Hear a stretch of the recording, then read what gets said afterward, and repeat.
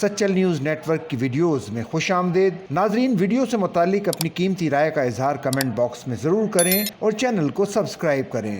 لبيك اللهم لبيك لبيك لا شريك لك لبيك إن الحمد والنعمة لك الملك لا شريك لك لبيك اللهم لبيك لبيك لا شريك لك لبيك۔ وادی مینا کی عارضی خیمہ بستی لاکھوں فرزندان اسلام کی لبیک کی صداؤں سے گونجنے لگی۔ آج حجاج سارا دن مینا کی خیمہ بستی میں گزاریں گے، جہاں وہ 5 وقت کی نماز ادا کرنے کے بعد رات گئے حج کے رکن اعظم کی ادائیگی کے لیے میدان عرفات روانہ ہو جائیں گے۔ لبيك اللهم لبيك لبيك لا شريك لك لبيك إن الحمد والنعمة لك الملك لا شريك لك لبيك اللهم لبيك لبيك لا شريك لك لبيك۔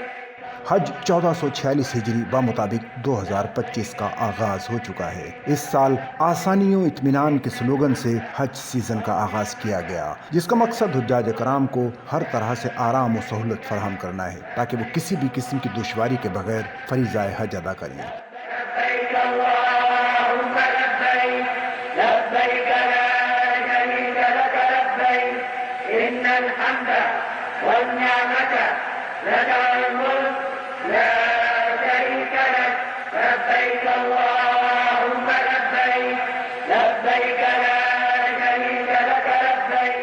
حج انتظامات کے بارے میں پاکستان سے آنے والے حجاج کا کہنا تھا کہ سعودی حکومت نے مثالی انتظامات کیے ہیں۔ دیار مقدس کے سفر کے آغاز سے لے کر عرض حرمین میں پہنچنے تک ہمیں کسی قسم کی دشواری کا سامنا نہیں کرنا پڑا۔ تمام مراحل انتہائی خوبصورتی اور اطمینان کے ساتھ مکمل ہوئے۔ لبيك اللهم لبيك لبيك لا شريك لك لبيك۔ ایک اور عازم حج کا کہنا تھا کہ جس طرح پچھلی بار انتظامات مثالی کیے گئے تھے، انہیں دیکھتے ہوئے یہی کہا جا سکتا ہے کہ آنے والے دنوں میں بھی کسی قسم کی دشواری کا سامنا نہیں کرنا پڑے گا۔